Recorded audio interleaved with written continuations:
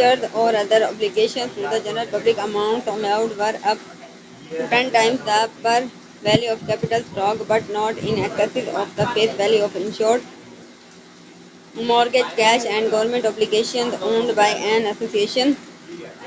The organization authorized were thus similar to mortgage bank loan popular in Europe when no private national mortgage association were formed under the original act. A series of liberalizing amendments by enacted over a period of about 3.5 years, successfully reducing capital stock requirements and increasing borrowing capacity, authorizing direct lending on some types of FHA insured mortgage and exempting association from all federal, state, and local taxes. Still not a single private national mortgage association was organized. Finally, perhaps to demonstrate the feasibility of such association, the Reconstruction Finance Corporation was asked by the President under authority granted earlier to organize and manage a national mortgage association in Washington. On February 10, 1938, the National Mortgage Association of Washington was crafted by the Federal Housing Administration with an initial paid-in capital and surplus of 11 million and borrowing capacity limited to 20 times that. Further, the RFC was prepared, if necessary, to contribute an additional 40 million to be the capital of this and other national mortgage association. It formed the functions of national mortgage association were at that time defined as maintaining an active market for insured mortgage and a steady flow of mortgage money at relatively favorable interest rates and of providing an avenue of investment for individuals and institutions herefore unable to benefit directly from the insured mortgage program. On April 5, 1938, the National Mortgage Association of Washington was named Federal National Mortgage Association, better known subsequently as Fannie Mae, while authority for chartering private national mortgage associations still existed. Non per formed the Art of July 1, 1948, providing for the organization of FNMA under a new character. This kind of authorization for them the failure to establish a privately owned secondary mortgage market facility in the 1930s was probably the result of a combination of circumstances. For some time following the enactment of FHA mortgage opening, the mortgage association field insured market techniques and practiced insurance program. FHA insured loans were not readily acceptable to mortgage lenders. Their provisions for long-term amortization, relatively high ratio of loan to value, and relatively low interest rates were radical departments from mortgage lending practices then in effect in 1934 and 1935. Home mortgage loans of less than 100 million were insured by FHA. Less than 5% of 2 year total volume of home mortgage loans made in 1936. The volume of FHA mortgage insurance increased substantially, but by 1938, when the last federal attempt was made to encourage formation of private national mortgage association, the rate of expansion had slowed considerably during the 3 years 1936 to 1938. Only about one-sixth of home mortgage lending was insured by FHA compared with the tenth in the post-war decade. Mortgage bankers and investors were reluctant to invest in the capital stock of untired association dealing in untried mortgage when real estate and building activities association mortgages seemed doubtful. The prospective net return or invested capital seemed low, judging from likely cost of operation and borrowing. Then, after establishment of a federally owned corporation to buy and sell federally underwritten mortgage, there was little chance that private mortgage corporation would be organized. FNMA during the first phase of its operations from February 1938 to July 1948 was limited to the purchase of FHA insured mortgage and to a maximum lending capacity of 220 million under those limitations and the impact of World War II. The association activities were only on a fairly modest scale. Total purchase during the decade amounted to 318 million and sales to 163 million. Mortgage repayments and other receipts reducing FNM's portfolio to only 4 million by the end of 1947. Practically all purchases were made during the pre-war years when real estate activity and institutional organization of FHA insured mortgage were increasing. Most sales were made after 1942 when war restrictions sharply limited building activity and the supply of funds to be invested was far greater than mortgage available in the private market. First regionalization July 1948 increased capitalization 21 million lending capacity 40 times capital and earned purchase and to purchase mortgage were given FNM in 8th 1948. Reorganized rapid increase in activity followed flow.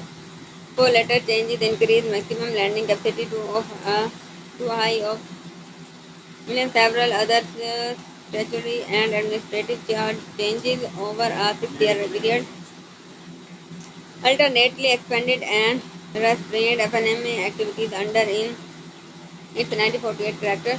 Development during that period showed clearly that FNMA was not serving as a secondary market facility as that term is ordinarily understood. Rather, it had become a special sport for government sponsored housing and mortgage programs which were not acceptable in private financial market. The association policy of purchasing FHA and DA mortgage at par regardless of market price built up rather steadily. Its holding chiefly mortgage last acceptable to private investors from July 1, 1948 to November 9, 1954.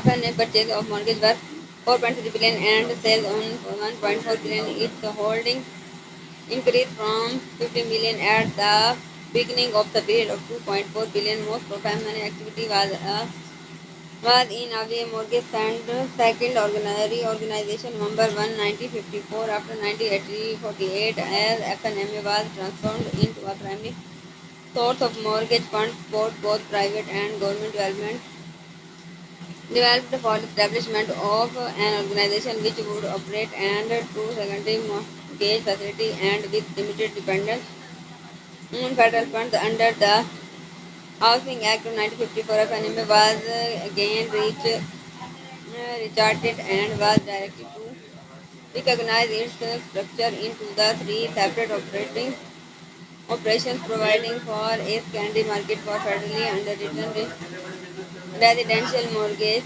housing programs and three management and liquidation of mortgage held or acquired by contracts under its previous character. For each of these operations, the association was separately accountable. New secondary market facility, the 1954 mandate from Congress required FNMA to prevent excessive use of its secondary market facilities, which were to be self-supporting. Accordingly, mortgage was purchased over the counter only at market prices, not exceeding per a mortgage price schedule was established. Prices were varied according to location and type of property. Mortgage terms and market conditions of purchase and marketing fee was introduced 1 by 2 of per 1% of the outstanding loan balance of reading marketable mortgage 1% for others. The maximum amount of mortgage per dwelling unit eligible for purchase were increased from restrictive requirements eliminated were that mortgage be held for a minimum period by originators before sale, that purchase be made only from original mortgage and that purchase be limited to no more than one half of the mortgage obligations by these mortgage and to one fourth of FHA. New financing provisions were aimed essentially at ultimate substitution of private for federal ownership in its capital. Consider consisted of 21 million capital and surplus from the farmer association paid preferred stock. Total of the above 90 million was issued to the treasury by FNMA. Sellers of mortgage to FNMA were required to subscribe to common stock not less than 3% of the unpaid principal of mortgage sold.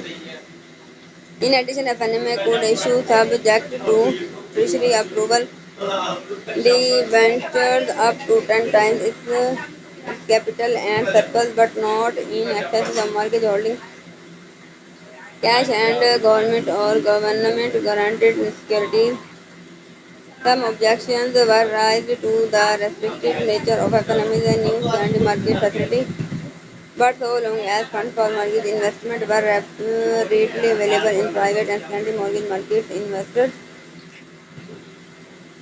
made little use of economic facilities and protesting voices were not loud as increasing tightness took hold in private credit market during late 1955 and 1956. However, the policies and operating techniques adopted to prevent excessive use of FNM's secondary market facilities came under increasing pressure as adult liberalizing actions were taken in